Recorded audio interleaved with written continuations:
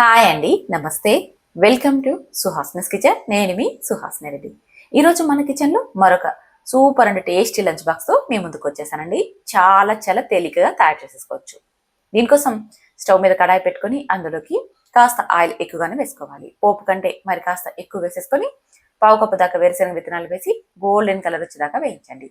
ఇలా వేయించిన వీటిని ఒక ప్లేట్లోకి తీసుకొని పక్కన ఉంచేసేసుకోండి. ఇప్పుడు మిగిలిన నూనెలోకి 1 స్పూన్ దాకా పచ్చిశనగపప్పు, 1 స్పూన్ దాకా మినప్పప్పు, ఒక హాఫ్ టీ స్పూన్ ఆవాలు వేసి వీటిని క్రిస్పీగా అయ్యేంత వరకు వేయించుకోవాలి. పోపు దినుసులు ఎంత చక్కగా వేగితే రైస్లో తినేటప్పుడు అంత టేస్టీగా ఉంటుంది.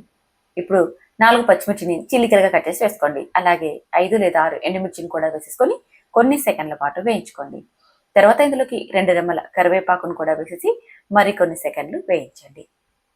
ఇలా మొత్తంగా పోపు చక్కగా వేగిపోయింది కదా. ఇప్పుడు ఇందులోకి చింతపండును నానబెట్టి గుజ్జు తీసి వేసుకోవాలి. నేను ఇక్కడ 1 గంట ముందే నానబెట్టాను. ఇలా నానబెట్టుకోవడం వల్ల మనకి చక్కగా నానిపోయి గుజ్జు ఎక్కువగా వస్తుంది. ఇలా తీసుకున్న గుజ్జును మనం ఇప్పుడు ఇందులోకి వేసేసుకోవాలి.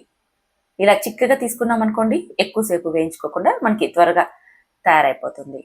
ఇప్పుడు ఇందులోకి ఒక పావు టీ స్పూన్ పసుపుని, అలాగే మనం పచ్చిమిర్చిని వేసుకున్నాం కాబట్టి ఇప్పుడు ఎంతైతే తినగలమో అంత కారాన్ని, రుచికి సరిపడా ఉప్పును వేసేసుకొని ఇదంతా మంటని లో ఫ్లేమ్లో ఉంచి చక్కగా కలుపుతూ ఉడికించుకోవాలి. ఇలా ఉడుకుతున్నప్పుడు ఇందులోకి 1 స్పూన్ దాకా బెల్లం పొడిని కూడా వేసేసుకొని మరికొన్ని నిమిషాల పాటు వేయించుకోవాలి. ఎప్పుడైతే పైన ఆయిల్ తేలుతూ ఇది గట్టి పడుతుందో అప్పుడు మనకి బాగా వేగినట్టు. చూస్తున్నారు కదా, మనకి ఇక్కడ ఆయిల్ అంతా కూడా సపరేట్ అయిపోయింది కదండి. ఇలా సపరేట్ అయిపోయి గుజ్జు ఎప్పుడైతే చిక్కబడుతుందో అప్పుడు మనకి ఇది పర్ఫెక్ట్ గా రెడీ అయిపోయినట్టు. ఇలా చేసుకున్న గుజ్జు మనం ఏదైనా ఎయిర్టైట్ బాక్స్ లో స్టోర్ చేసుకున్నాం అనుకోండి, 10 నుంచి 15 రోజుల పాటు నిల్వ ఉంటుంది. మా చిన్నప్పుడు అంటే 90s లో మా అమ్మ ఇలా గుజ్జు చేసి ఏదైనా ఒక బాక్స్ కి పెట్టేవాళ్ళు. మేము మార్నింగ్ టైంలో స్కూల్కి వెళ్ళేటప్పుడు రైస్ కి ఈ గుజ్జు కలిపేసేసుకొని తీసుకెళ్లే వాళ్ళం. అర్లీ మార్నింగ్ కర్రీస్ చేయాలంటే అమ్మకి అంత టైం ఉండేది కాదు కాబట్టి ఎక్కువగా ఈ గుజ్జును ప్రిపేర్ చేసి పెట్టేది. మాకైతే చాలా నచ్చేసిందండి ఆ రైస్. మా ఫ్రెండ్స్ కూడా ఎక్కువగా తీసుకొని తినేవాళ్ళు.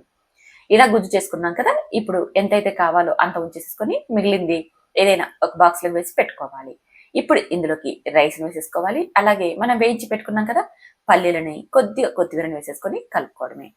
చూసారా ఎంత సింపుల్ గా తయారు చేసేసుకోవచ్చు. మార్నింగ్ టైంలో హడావిడి లేకోకుండా పిల్లల లంచ్ బాక్స్ కైనా లేదా ఆఫీస్ కి వెళ్ళే వాళ్ళకైనా క్విక్ గా ప్రిపేర్ చేసేసుకోవచ్చు. ఇక బ్యాచిలర్స్ కి అయితే చెప్పక్కర్లేదండి. ఒక్కసారి చేసి పెట్టుకున్నారనుకోండి, వాళ్ళు 10-15 రోజుల వరకు వాడుకోవచ్చు. మరి మీరు ట్రై చేస్తారా? ఇంతకు ముందే మీరు ఈ రెసిపీని ట్రై చేసి ఉంటే మీరు ఎలా చేస్తారో తయారీ విధానాన్ని కామెంట్ లో చెప్పండి. నెక్స్ట్ టైం నేను కూడా అలాగే చేసి చూపిస్తాను. మరి మీరు ఒకసారి ట్రై చేసి టేస్ట్ చేయండి. Thank you for watching.